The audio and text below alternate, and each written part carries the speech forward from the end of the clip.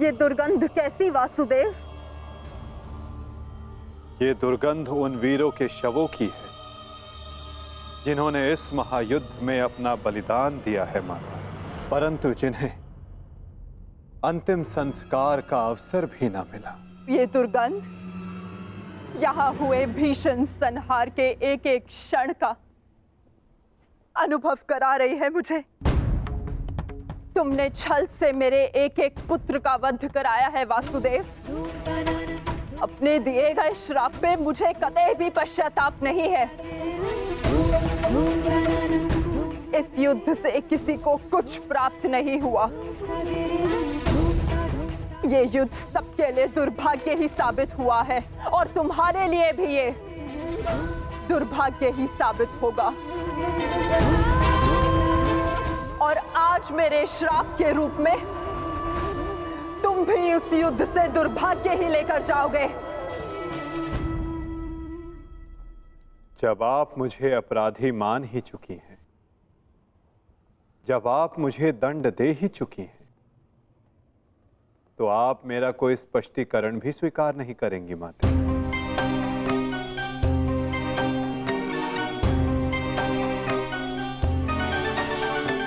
परंतु सत्य का भान आपके लिए आवश्यक है माता। जिनकी दृष्टि से इस महायुद्ध का कोई भी क्षण, कोई भी छल अनदेखा नहीं गया है माते, अब वीर बारबरी आपको सत्य का भान करवाएंगे।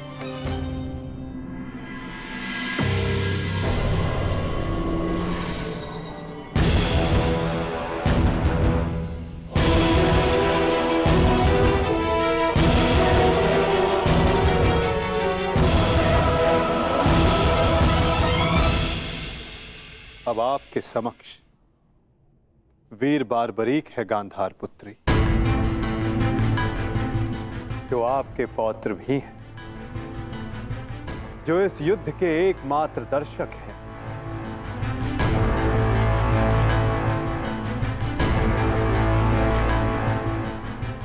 वो बारबरी जिन्होंने अपना शीश दान किया और अमर हो गए।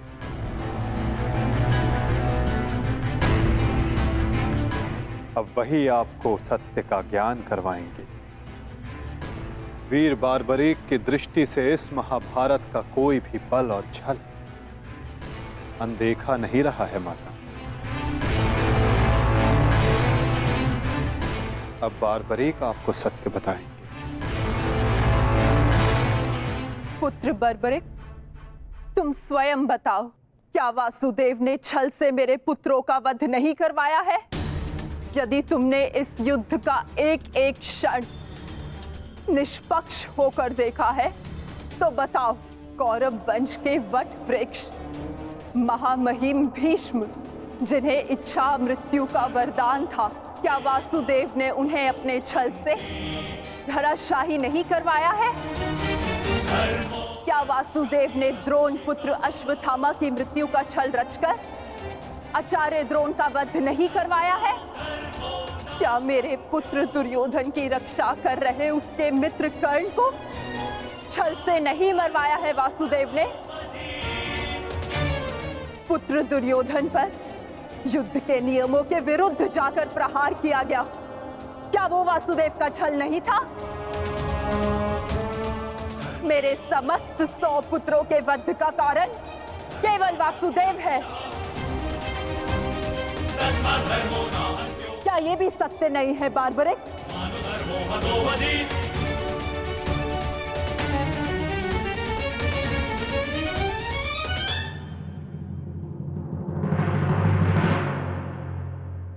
मैं आपसे सहमत हूं माते। ये सब स्वयं वासुदेव ने करवाया।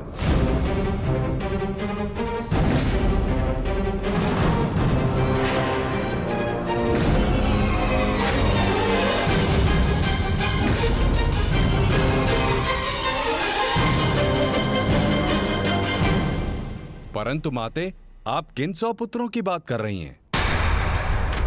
कौन भीष्म, कौन कर्ण, कौन द्रोण और कौन अभिमन्यु? सत्य तो यह है माते कि कुरुक्षेत्र में कोई था तो केवल एक पुरुष, वासुदेव कृष्ण। ना कोई भीष्म, ना कोई द्रोण और ना ही अंगराज कर्ण। जिस पर प्रहार हुए वो वासुदेव ही थे, और जिसने प्रहार किए वो भी वासुदेव ही थे। उनके अतिरिक्त कुरुक्षेत्र में कोई और उपस्थित नहीं था माते। ये तुम क्या कह रहे हो बर्बरिक? इसका क्या अर्थ है? इसका अर्थ शब्दों से नहीं, दृश्यों से समझ आएगा राजमाता।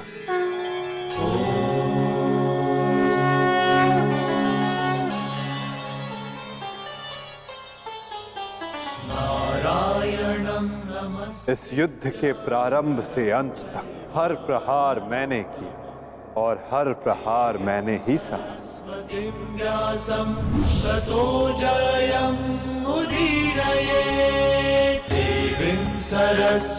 धर्म स्थापना के लिए धनुष, गदा, खड्ग, ये सब मैंने ही उठाए और इन सारे अस्त्रों का हर एक प्रहार मैंने ही सहा।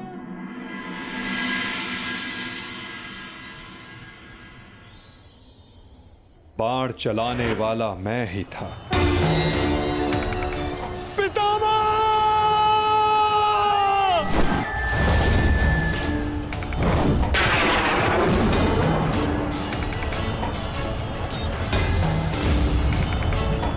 और उस बाण को अपने शरीर पर लेने वाला भी मैं ही था।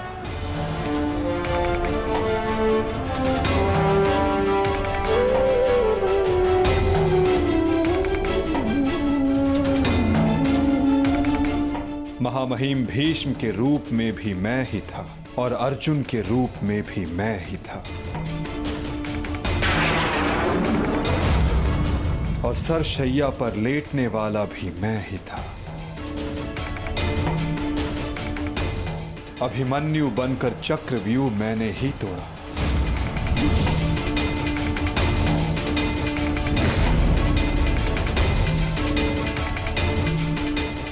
वापस आओ अभिमन्यु, लौट आओ, व्यूह में प्रवेश मत करो। विश्वास कीजिए दात्री, मैं इस चक्रव्यूह को तोड़ सकता हूं और यदि मेरा सर कट भी जाए तब भी आपका सर गर्व से उठा रहेगा। और उस दिन मुझे ही घेर कर मारा गया।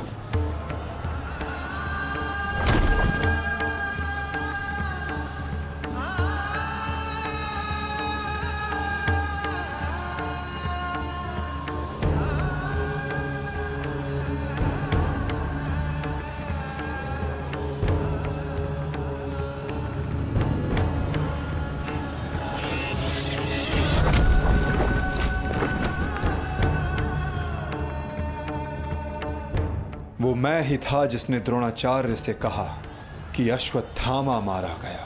आपने बिल्कुल सही सुना आचार्य द्रोण।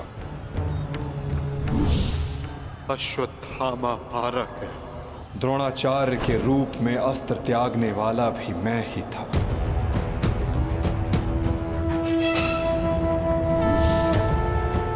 परंतु वो एक मनुष्य नहीं, एक हाथी था।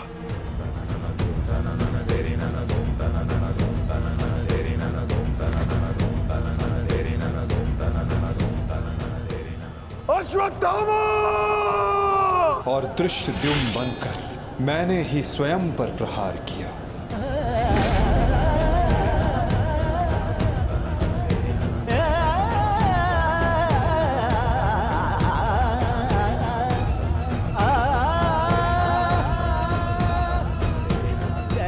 और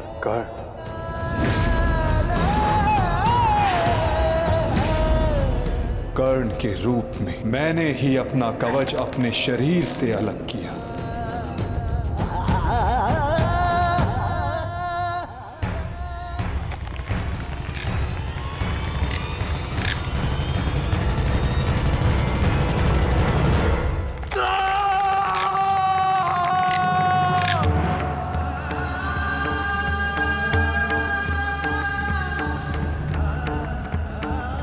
मेरे ही रथ का चक्र धसा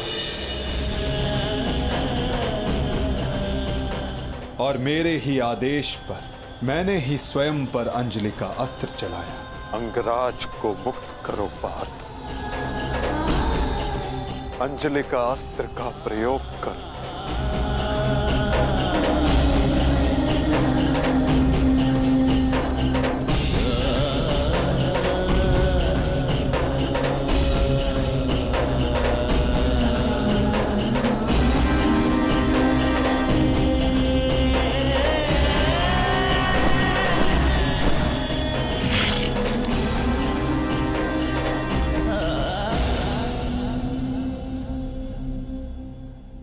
दुर्योधन के रूप में मेरी ही जंघा पर प्रहार करके मेरा ही अंत किया गया।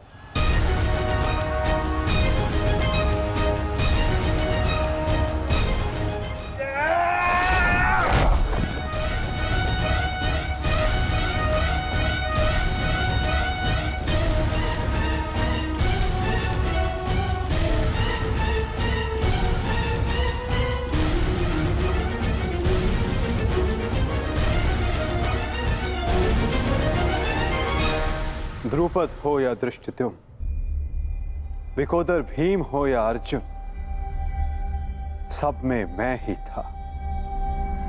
मैं ही विजयी हुआ और मैं ही पराजित हुआ।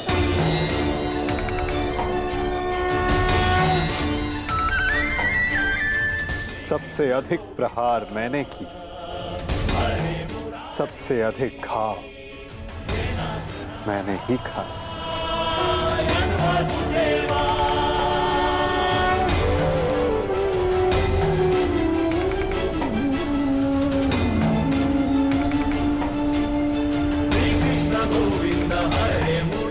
18 दिनों के इस महासंहार हर बार मृत्यु मेरी ही हुई।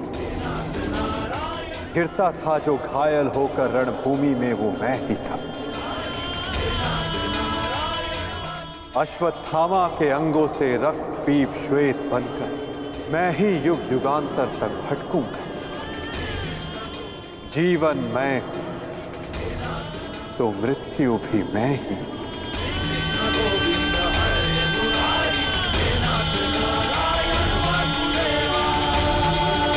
स्वीकार है माते।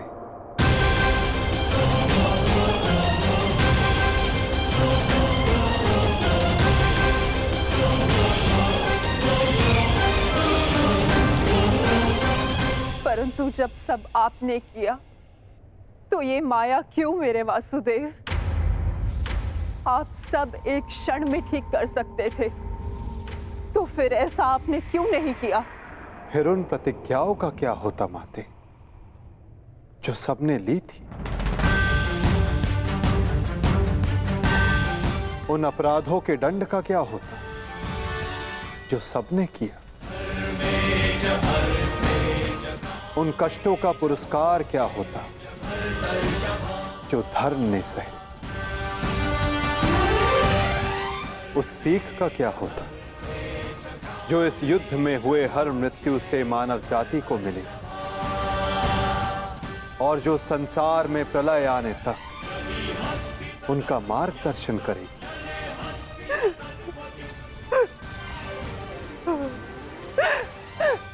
मुझे क्षमा कर दीजिए वासुदेव।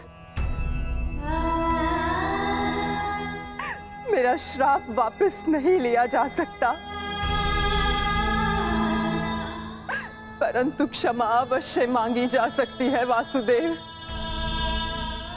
अपने पुत्र मोह में खोकर मैं उचित और अनुचित का भेद भूल गई थी।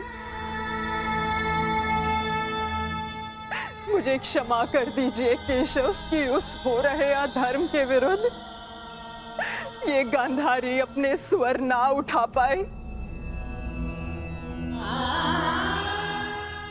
क्षमा कर दीजिए।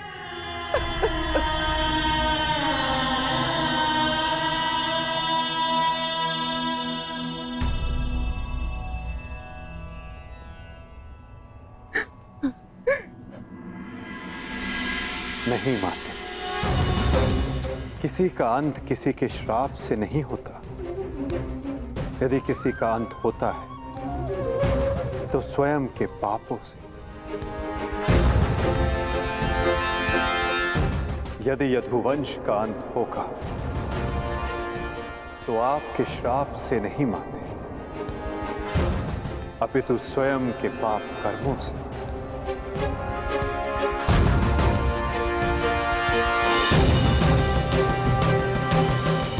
जब जब समाज में अपराध बढ़ेगा, एक महाभारत सामने आएगी।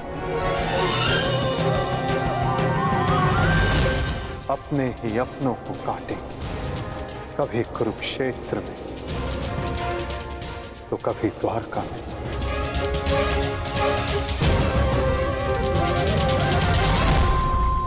माते, यदि आप कुछ करना चाहती हैं तो अपने मन के इस प्रतिशोध की अग्नि को शांत कीजिए और पांडवों को आशीष दीजिए। युधिष्ठिर का राज्य अभिषेक करवाइए और धर्म स्थापना में आपका ये योग।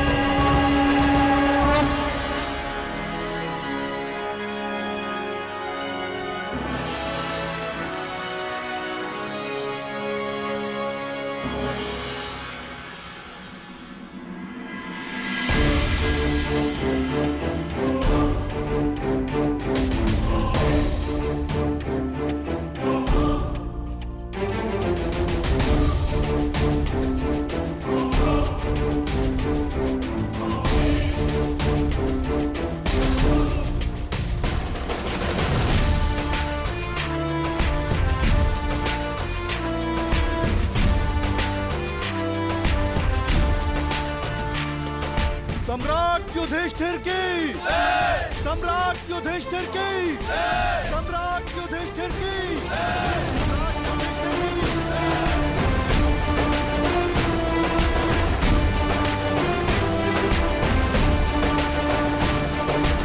धर्मराज, केवल एक ही वीर था जो परिवर्तन के लिए अंतिम श्वास तक लड़ा। महारथी सूर्य पुत्र कर्ण।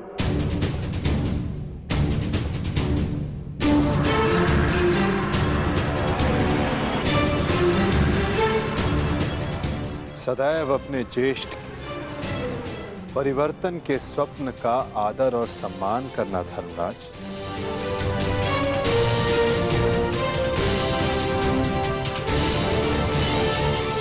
सम्राट पद पर स्थापना के पश्चात मैं पहली घोषणा करता हूं, हस्तिनापुर में अब जन्म आधारित व्यवस्था का अंत किया जाता है।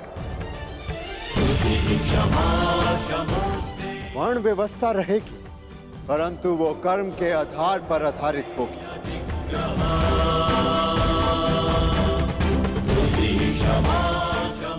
सूत हो या शूद्र हो, सबको शिक्षा का समान अधिकार दिया जाएगा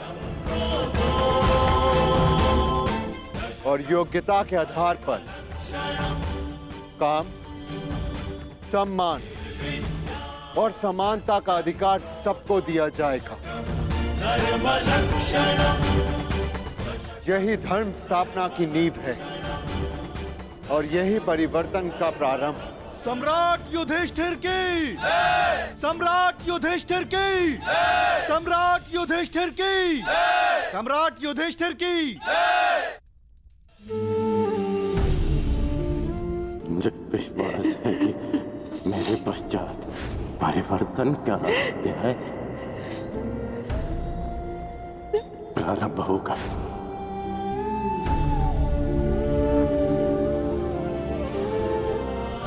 देख रहे हो राधे, तुम्हारे मन चाहे परिवर्तन का प्रारंभ हो चुका है। महाभारत के इस महायुद्ध में 18 अश्वनी सेना और बहुत से महारथियों ने अपने प्राणों का त्याग किया है। मैं उन वीरों के परिवारों को नमन करता हूं।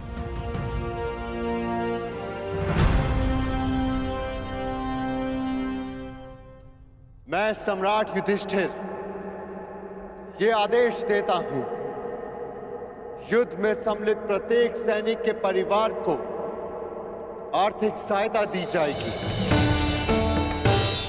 उनके बालकों को शिक्षा, उनके आश्रितों के लिए भरण पोषण की व्यवस्था अब सम्राट का उत्तरदायित्व है। सम्राट युधिष्ठिर की सम्राट युधिष्ठिर की सम्राट युधिष्ठिर की सम्राट युधिष्ठिर की। और भ्राता कर्ण, मुझे विश्वास है कि मैं संसार में सदा राधे कर्ण के नाम से ही जाना चाहूंगा। राधे कर्ण के द्वारा सुझाए गए प्रतिरूप के आधार पर राज्य में समानता की एक नई व्यवस्था विकसित की जाएगी।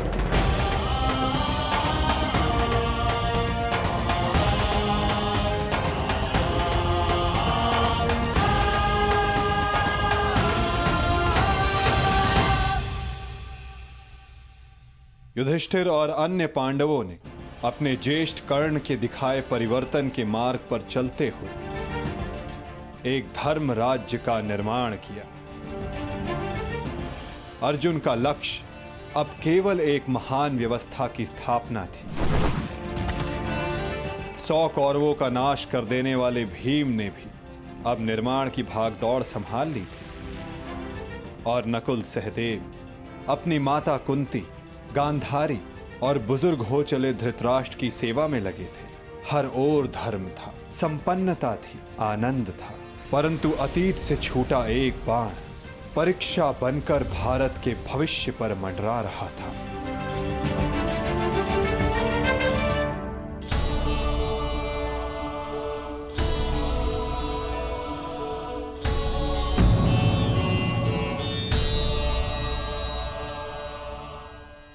आप सबसे ज्येष्ठ हैं भ्राताश्री, इस स्थान पर आपका अधिकार है, परंतु फिर भी आप ये स्थान रिक्त क्यों रखते हैं?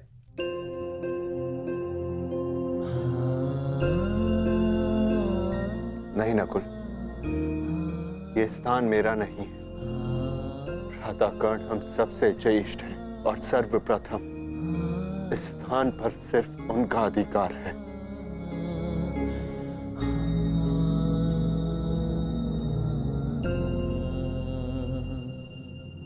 साम्राज्ञी, क्या हुआ दासी? इतनी व्यग्र क्यों हो? युवरानी उत्तरा को प्रसव पीड़ा होना आरंभ हो चुका है।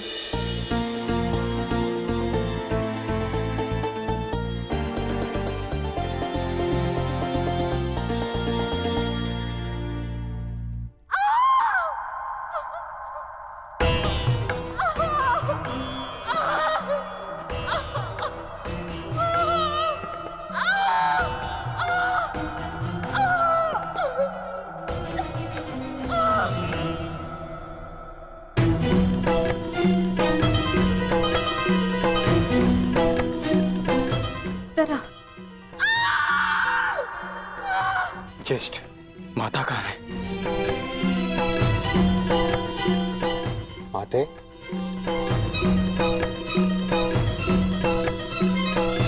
माता, माता वो उत्तरा।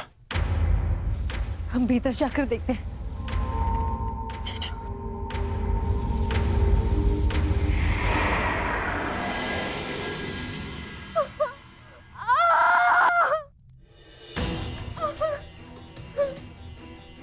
पुत्री, साहस रखो। अब और पीड़ा सहन नहीं होती माता। साहस रखो पुत्र, हम सब है तुम्हारे साथ।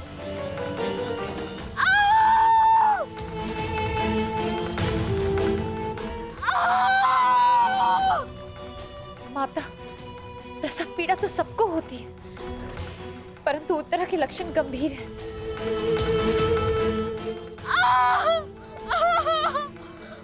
माता, कहीं कोई अनहोनी ना हो जाए।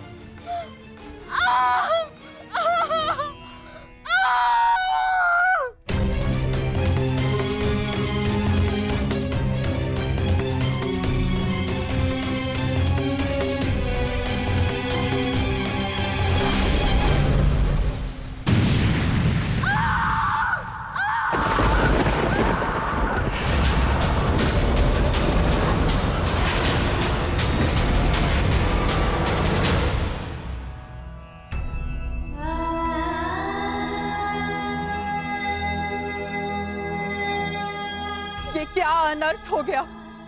अब हम क्या उत्तर देंगे उत्तरा को? उत्तरा,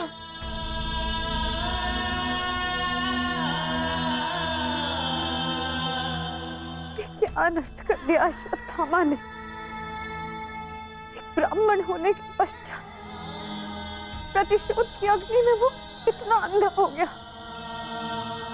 एक शिशु पर ब्रह्मास्त्र चलाने से पूर्व उसे तनिक भी दया नहीं आई।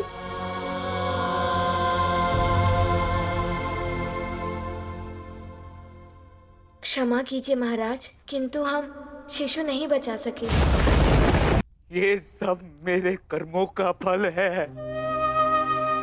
हे नारायण, उस बालक की सहायता करिए। इसमें उस बालक का कोई दोष नहीं है। हे नारायण, सहायता करिए। माधव,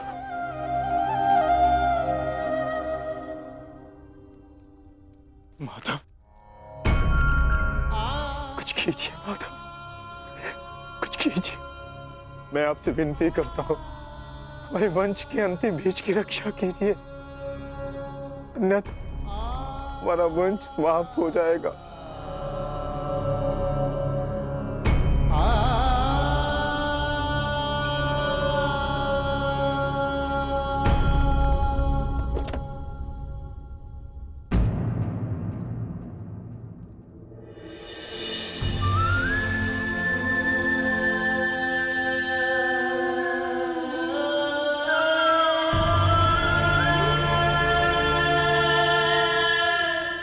ब्रह्मास्त्र विफल नहीं जा सकता याज्ञसेनी।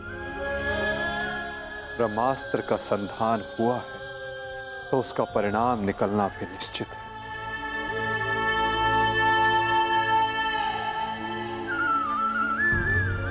क्या यही धर्म स्थापना है माधव? इस अजन्मे शिशु का क्या दोष जो इससे भी अधर्म का मूल्य अपने प्राण देकर चुकाना पड़ा?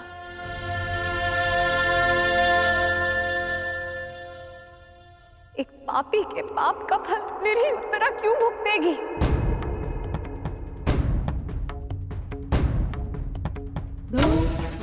माधव, वो तो इस युद्ध में सम्मिलित भी नहीं थी, परंतु इस युद्ध में उसने अपना सब कुछ खो दिया। अपने पिता, अपना भाई, अपना पति और अब अपना पुत्र।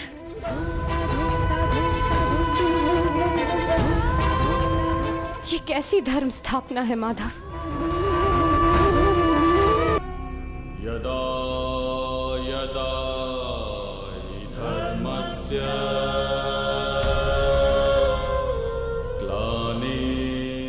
यदि मैंने अपने माता पिता का आजीवन सम्मान किया, यदि मैंने अपने गुरु की गुरु दक्षिण संपूर्ण मन से दी, यदि मेरे जीवन का हर कार्य का उद्देश्य शुभ रहा है,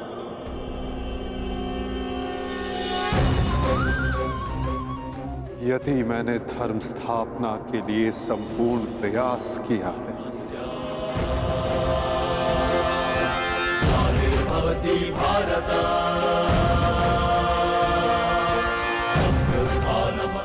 तो ये बालक अभी और इसी क्षण श्वास ले।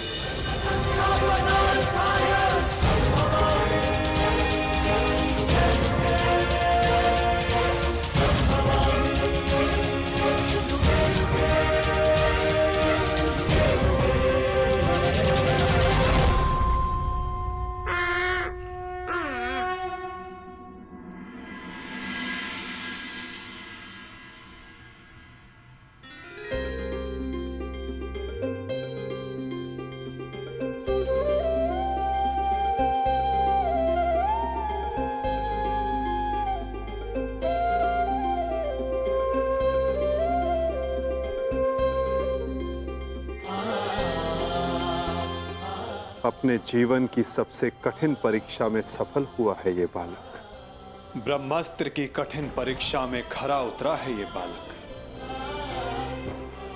जो धर्म स्थापना का मुख बनेगा।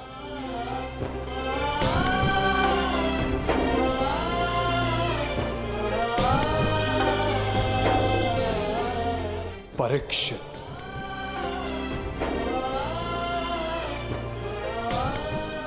हाँ याज्ञसेनी, इस बालक का नाम परीक्षित होगा। विशाली! विशाली! विशाली, विशाली, पुत्री विशाली।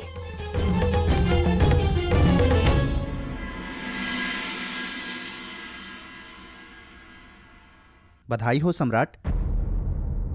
देवी वृषाली माता बनने वाली हैं।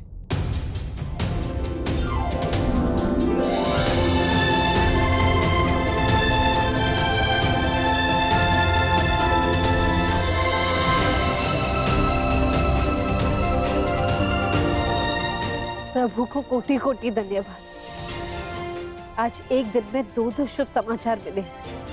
अब परिवर्तन के दो सूर्य चमकेंगे हस्तिनापुर।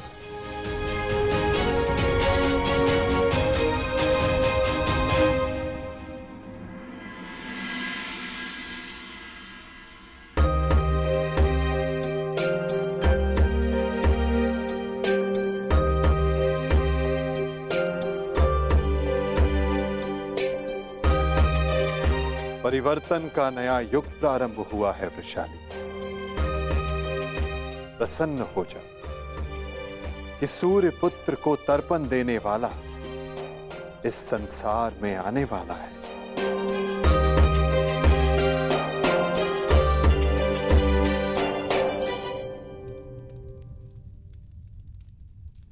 अब आप सब मुझे आज्ञा दीजिए। नहीं माधव, इतनी शीघ्रता की क्या बात है? परीक्षित के 6वें संस्कार तक रुक जाइए। द्वारका प्रस्थान करने का समय आ गया है पार्थ। क्या हुआ माधव, सब ठीक तो है ना? नए परिवर्तन का प्रारंभ हुआ है पार्थ, और परिवर्तन और नाश दोनों एक दूसरे से जुड़े होते हैं, और किसी के अंत का प्रारंभ होना भी शेष है।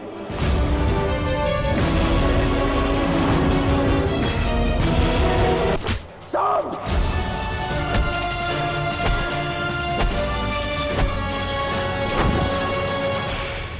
ये क्या दशा बना रखी है सांब? दिन प्रतिदिन तुम्हारा व्यवहार अशुभनीय होता जा रहा है। संभालो स्वयं को।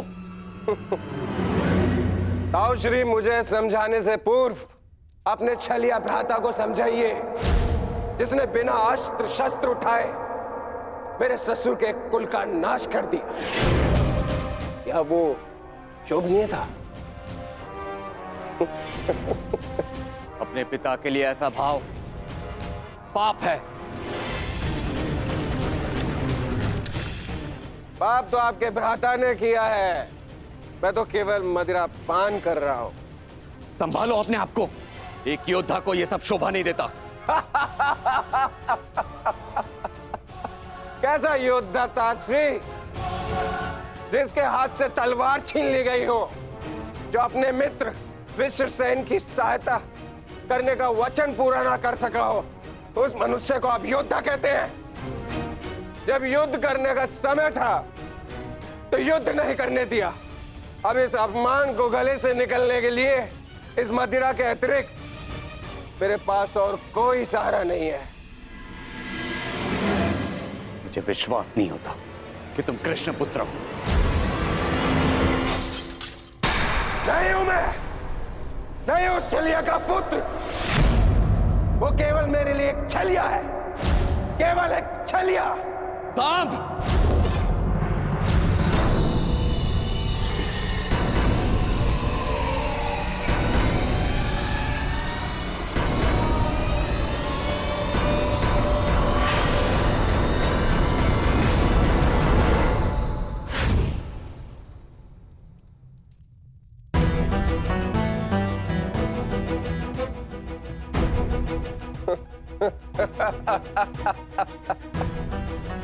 आइए आइए आइए द्वारिकाधीश, आइए। स्वागत है आपका, स्वागत है। लौट आए आप। करा इस आर्यव्रत के सभी महारथियों का अंत। कराए धर्म स्थापना के नाम पर अपना पलड़ा भारी। अब अरे अच्छी, आप देख क्या रहे, स्वागत नहीं करेंगे इनका? इतना महान कार्य पूर्ण करने के पश्चात आज लौटे हैं। आज तो राजभवन में उत्सव होना चाहिए। पांचाल, काशी, मगध, छेदी, सभी महाजनपदों के महान शासकों का अंत करवा डाला, सिर्फ धर्म स्थापना के नाम पर। अब क्या बचा पूरे भारतवर्ष में? पूरे भारतवर्ष में सिर्फ दो महान राज्य। पहला द्वारिका, दूसरा हस्तिनापुर। और हस्तिनापुर का महान शासक धर्मराज युधिष्ठिर पहले से ही अपने चारों भाइयों के साथ इनके तलवे चाटता है।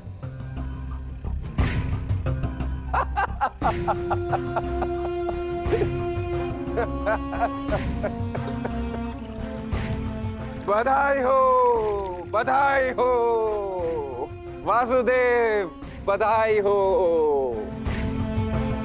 आप अपने उद्देश्य में सफल हुए।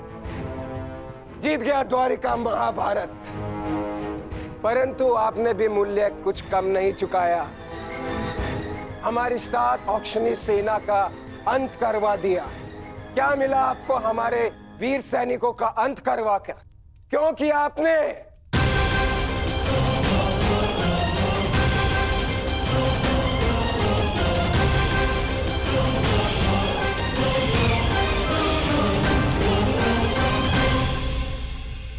उन सैनिकों ने केवल अपने कर्तव्य का पालन किया था सांब।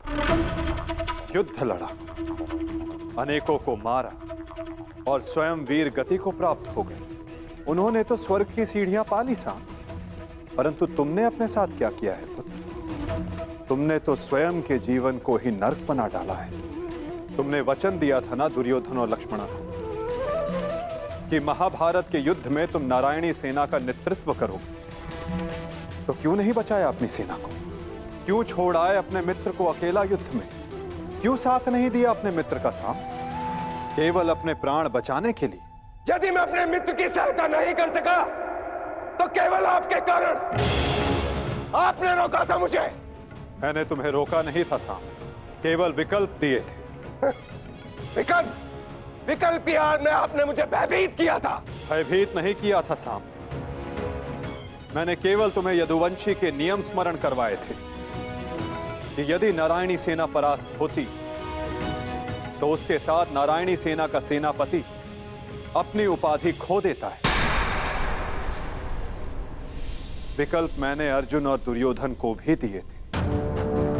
दुर्योधन ने युद्ध करना चुना और अर्जुन ने धर्म स्थापना। और तुमने युद्ध में भाग ना लेना चुना सांब।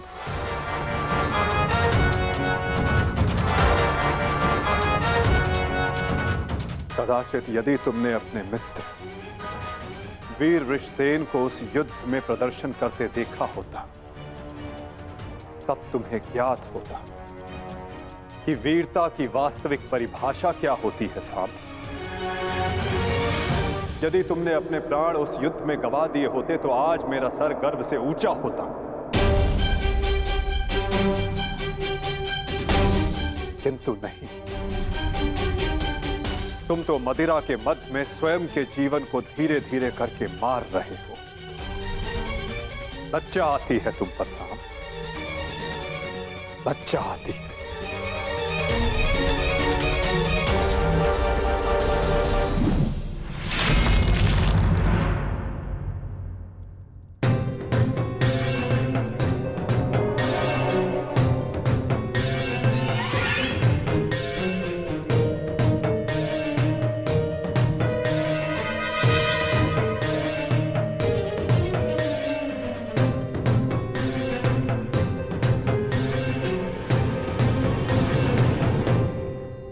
प्रणिपात पिताश्री।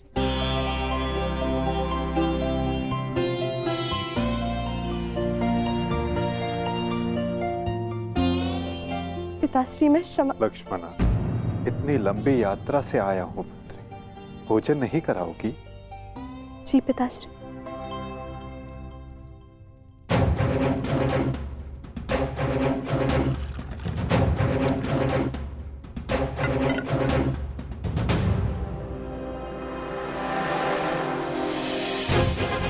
तुमने वचन दिया था ना दुर्योधन और लक्ष्मण को कि महाभारत के युद्ध में तुम नारायणी सेना का नेतृत्व करोगे। क्यों छोड़ आए अपने मित्र को अकेला युद्ध में? क्यों साथ नहीं दिया अपने मित्र का सांब?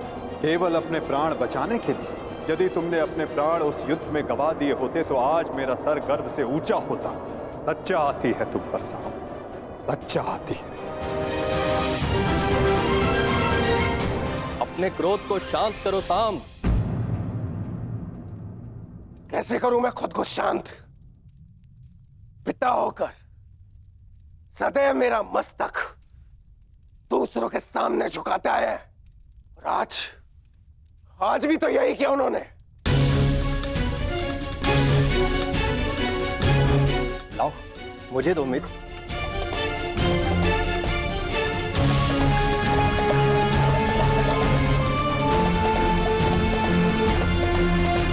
लो, पियो।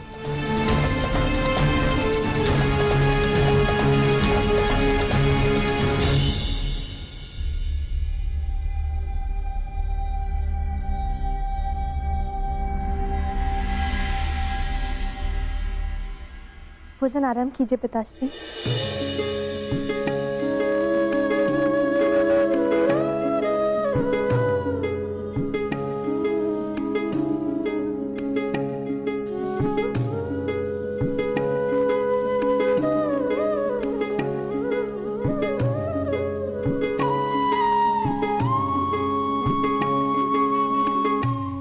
पिताश्री, क्या आप मुझे मेरे पिता के विषय में कुछ बता सकते हैं?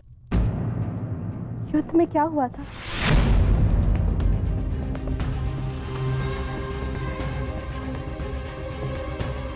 निसंदेह तुम्हारे पिता एक वीर और कुशल योद्धा थे पुत्र, और उन्होंने युद्ध में अलौकिक साहस दिखाया। निश्चित रूप से तुम्हारे पिता से बड़ा गदाधारी इस संसार में और कोई नहीं था पुत्री।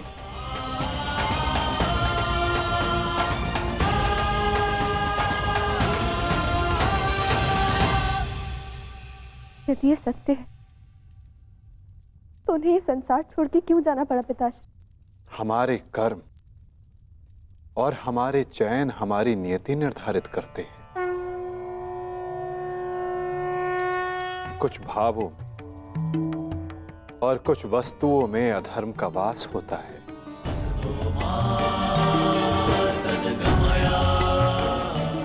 जैसे कि जुआ और मदिरा, ये व्यसन पहले लुभाते हैं और बाद में हमारे ही नाश का कारण बन जाते हैं पुत्री।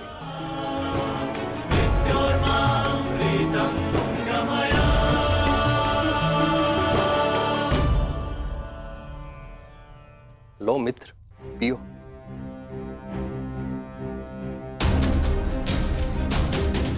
मैं जानता हूं कि तुम बहुत दुखी हो, किंतु चिंता मत करो, तुम्हारे मनोरंजन का प्रबंध कर दिया है मैंने। कैसा मनोरंजन?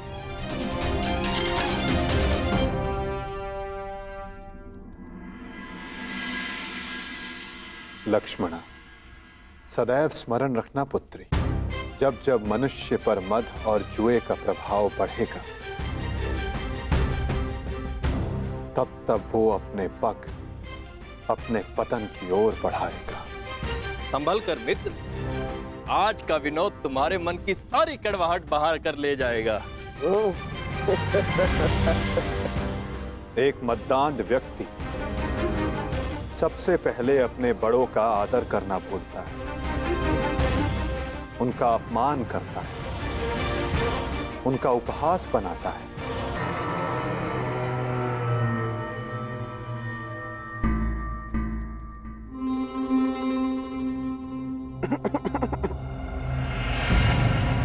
तो आप हैं महान ऋषि, सुना है महात्मा कि आप भविष्य बता सकते हैं। बड़ी प्रशंसा सुनी है आपकी। क्या जानना चाहते हो? यदि ये सत्य है तो बताइए कि इस रमणी को आगे चलकर क्या होगा, पुत्र या पुत्री?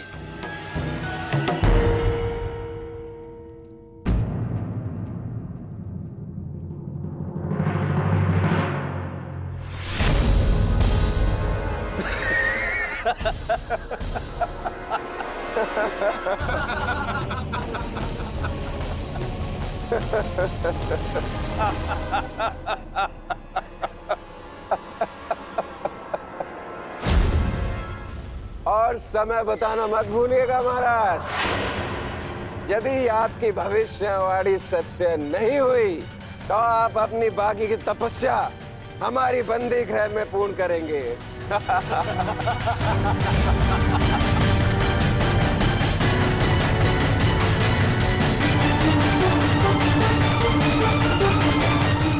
कौन क्यों है महाराज? बताइए, मेरी कोख से क्या जन्म लेगा? मदिरा के मद ने तुम्हारे भीतर के मानव को सुला दिया है मूर्ख।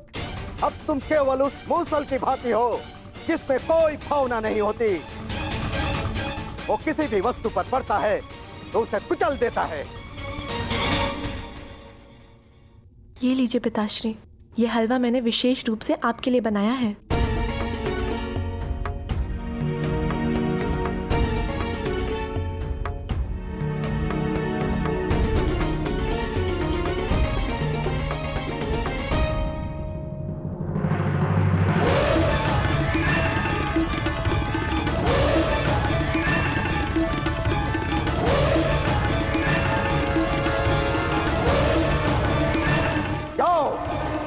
से ठीक एक सप्ताह के पश्चात तुम्हारे पेट से मूसल ही उत्पन्न होगा जो तुम्हारे वंश के विनाश का कारण बनेगा। जिस मदिरा के मद में तुमने मेरा अपमान करना चाहा, वो मदिरा तुम्हारे नाश का कारण बनेगी।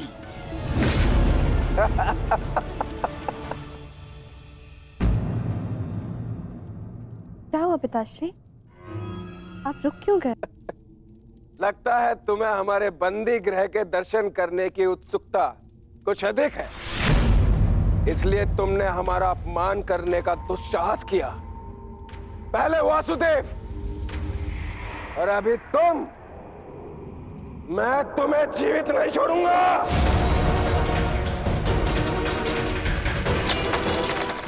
अरे ये क्या कर रहे हो मित्र? शांत हो जाओ और इनसे क्षमा मांगो ताकि अपना श्राप वापस ले ले। ये क्या कह रहे हो तुम? इस पाखंडी से क्षमा मांगू? ये एक पाखंडी है। भला कभी किसी पुरुष के कोख से कुछ जन्मते हुए देखा है? ऐसे ढोंगी साधु से डरने की कोई आवश्यकता नहीं।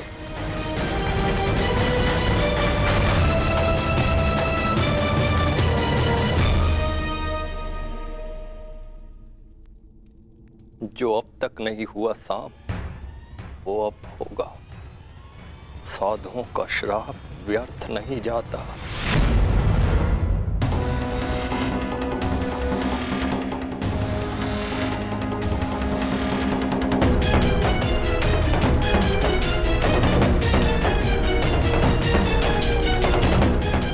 मुझे क्षमा करना पुत्री। कदाचित मैं तुम्हें कह सकता सदा सौभाग्यवती भव।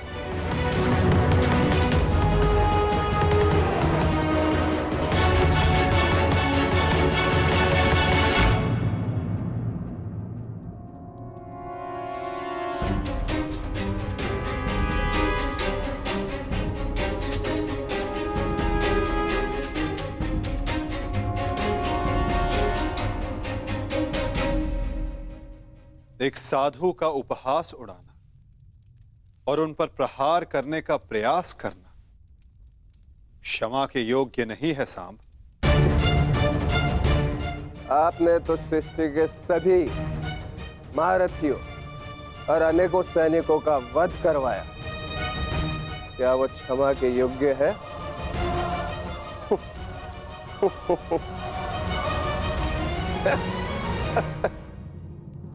कृतिवर्मा, तुम्हारी उपस्थिति में यह सब हुआ और तुमने सांब को रोकने का प्रयास नहीं किया। क्षमा चाहता हूं वासुदेव, हम तो केवल विनोद करना चाहते थे। मुझे अनुमान भी नहीं था कि बात इतनी आगे तक बढ़ जाएगी।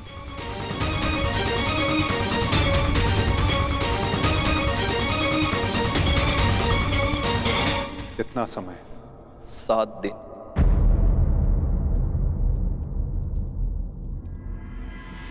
7 दिन बाद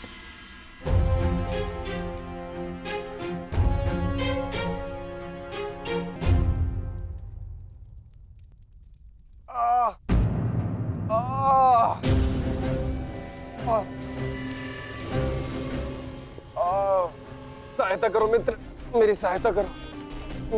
मेरे पेट में अत्यधिक पीड़ा हो रही है। जाओ, आज से ठीक 1 सप्ताह के पश्चात तुम्हारे पेट से मूसल ही उत्पन्न होगा, जो तुम्हारे वंश के विनाश का कारण बनेगा। इस पीड़ा से मुझे मुक्त करो मित्र, मुक्त करो।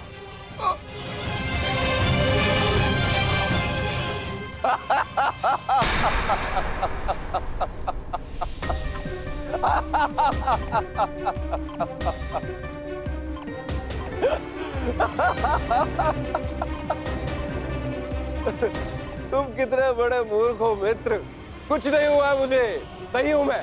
कहा था ना मैं, वो साधु एकदम पाखंडी है। हम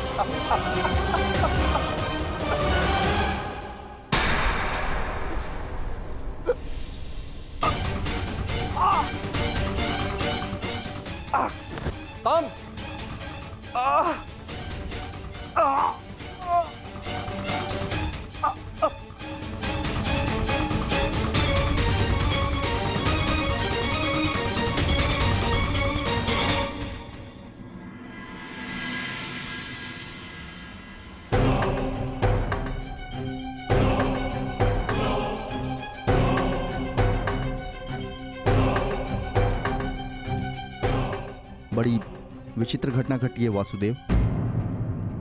कुमार सांब के शल्य चिकित्सा के पश्चात उनके पेट से ये मूसल निकला है।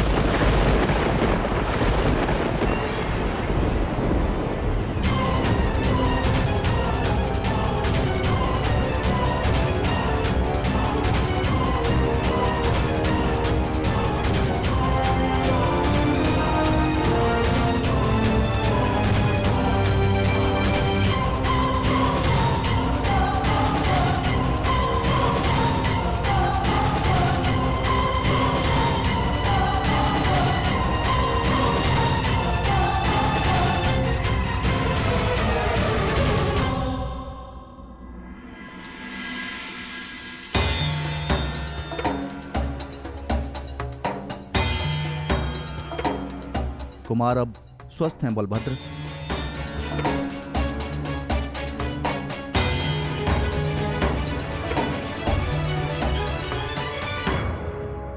देख लिया, ये उस श्राप का नहीं ये तुम्हारे अहंकार और तुम्हारे मदिरापान का फल है। ये श्राप तो केवल एक निमित्ता है। तुम्हारे कर्मों के कारण यदुवंश का नाश जन्म ले चुका है। यदि मदिरा के मद में तुमने एक महात्मा का अपमान ना किया होता तो आज तुम्हारी यह दशा ना होती।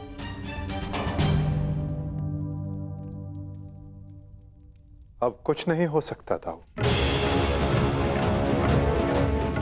मनुष्य को अपने कर्मों का फल मिलता ही है, परंतु एक के कर्मों का फल पूरा वंश भुगते, ये नीति नहीं है। यदि अनाज के पौधों के बीज में घुन लग जाए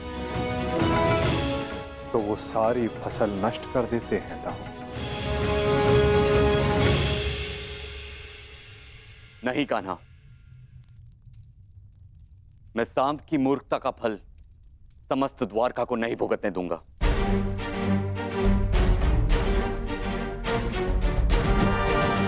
आप इस मूसल का क्या करेंगे दाऊ?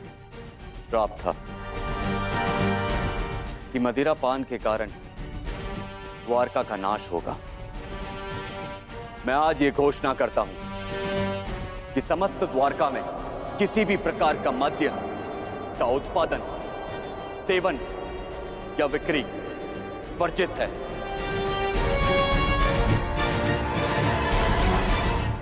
और रही बात इस मूसल की, तो इसका उपाय है मेरे पास।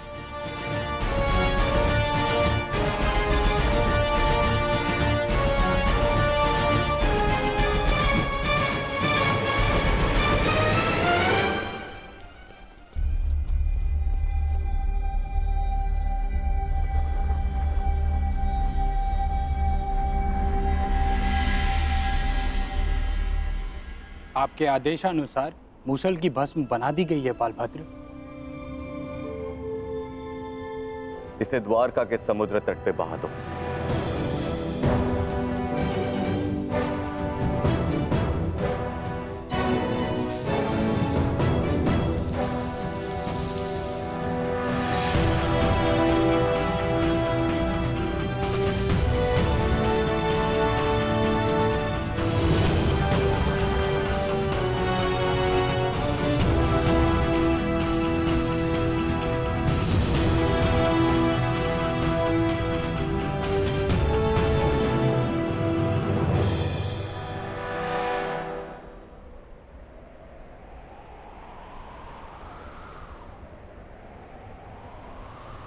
दाऊ, हमारे कर्म ही हमारी नियति निर्धारित करते हैं, केवल सांब के कर्म ही नहीं। कुछ श्राप हैं। मैं तुम्हें श्राप देती हूँ कि जिस प्रकार तुमने मेरे कुल का अंत किया है, उसी प्रकार तुम्हारे कुल का अंत भी होगा। और कुछ पाप भी जो द्वारिका की नियति बनाएंगे। चक्रवात से घर के धराशायी होने का भय हमेशा रहता है कृष्णा। इसका अर्थ ये नहीं कि मनुष्य अपने घर की नींव सुदृढ़ ना करे।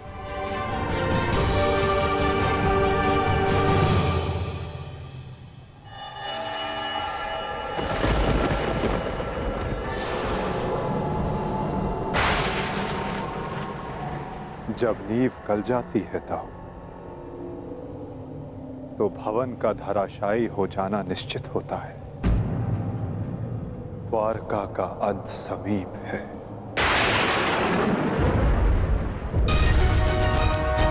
नहीं कान्हा, मेरे रहते हुए ऐसा नहीं होगा।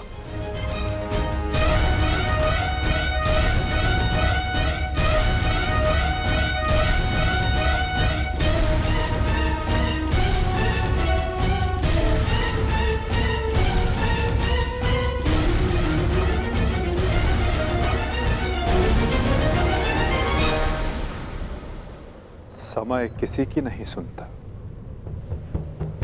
और ना ही श्राप आपकी सुनेगा दाऊ। यदा यदा